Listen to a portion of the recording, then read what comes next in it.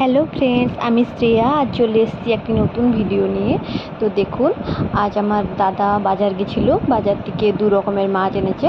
এটি হচ্ছে কাতলা মাছ, আর এটি হচ্ছে, দেখুন, এটা হচ্ছে কাতলা মাছ, আর এটি হচ্ছে রূপচাঁদ মাছ। এটাও এক ধরনের পুকুরের মাছ। তো দেখুন, দু রকমের মাছ আমার দাদা আজকে বাজার থেকে নিয়ে এসছে। তো এগুলোকে আমি ভালো করে ধুয়ে ফেলেছি। দেখুন, এই রূপচাঁদ মাছটা আমি সর্ষে বাটা দিয়ে করব, মানে মাছটার ঝাল করব।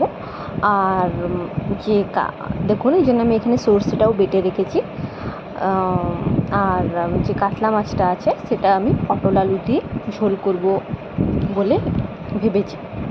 পটল আলু দিয়ে ঝোলই করব। তো দেখুন, মাছটা ধোয়ার পর মায়ের মধ্যে হলুদ গুঁড়ো দিয়ে দিল।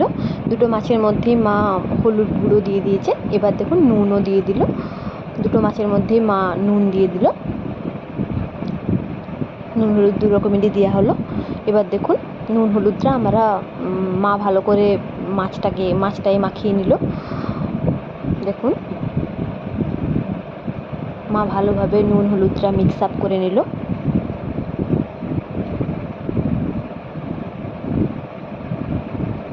হ্যাঁ,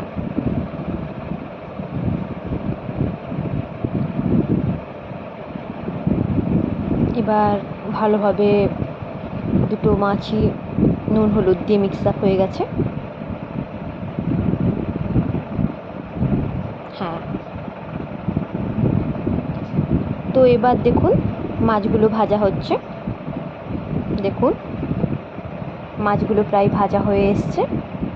এবার একটি একটি করে মাছ, যেখানে মাছ ভাজা আমরা তুলে নিচ্ছি। দেখুন,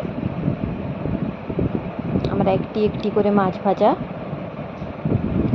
তুলে নিলাম।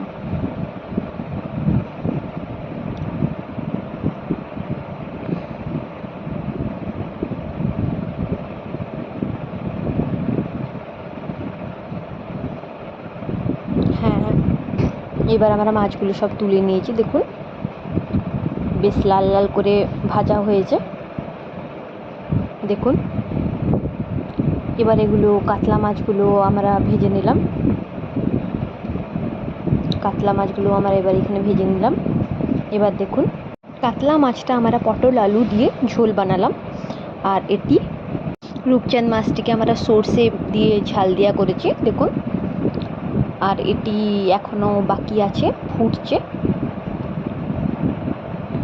এটা প্রিপেয়ার হতে আর একটু টাইম লাগবে, কিন্তু এই মাছটি হয়ে গেছে। দেখুন,